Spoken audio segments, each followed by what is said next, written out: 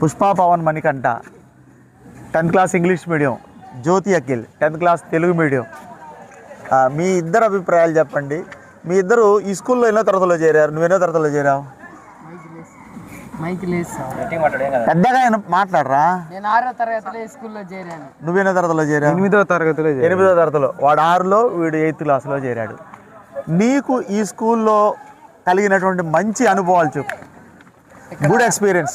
Food బాగుంటుంది, చదువు, క్రమశిక్షణ మొదలైనవన్నీ ఇంకా బాగుంటాయి.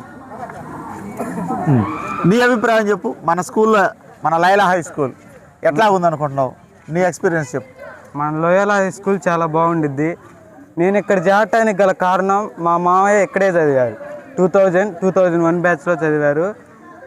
అతని దగ్గర ఉన్న క్రమశిక్షణ నన్ను ఇక్కడ చేర్పించింది. నేను ఇక్కడ చేరటం వల్ల నాలో ఉన్న ప్రతిభను ఈ పాఠశాల బయట పెట్టింది. అంటే ఇప్పుడు నేను ఇలా మాట్లాడుతున్నానంటే ఈ పాఠశాల నేర్పించిన క్రమశిక్షణ, విద్య ఉపయోగపడుతుంది. Okay, thank you, very good.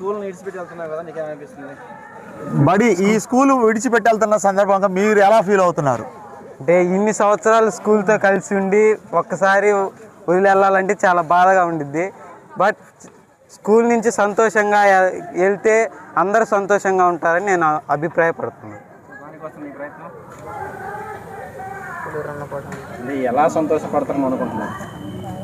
మనసులో బాధగా ఉండిద్ది కానీ బయటికి సంతోషంగా కనపడుతూ మీకు సంతోషాన్ని కలిగించాలని అనుకుంటున్నాను.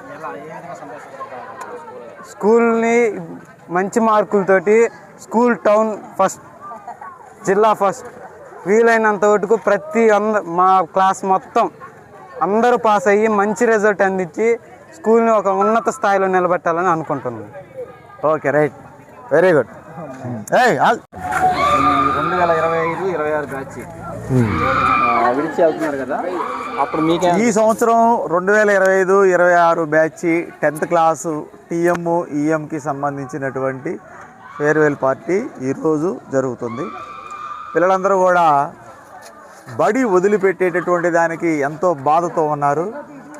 ఈ ఫేర్వెల్ పార్టీలో వాళ్ళ యొక్క 6వ తరగతి నుంచి 7వ తరగతి నుంచి 8వ తరగతి నుంచి చేరినటువంటి విద్యార్థులందరూ వాళ్ళ ఎక్స్పీరియన్స్ అన్నీ పంచుకుంటూ వాళ్ళు చాలా సంతోషంగా ఈరోజు గడుపుతారు.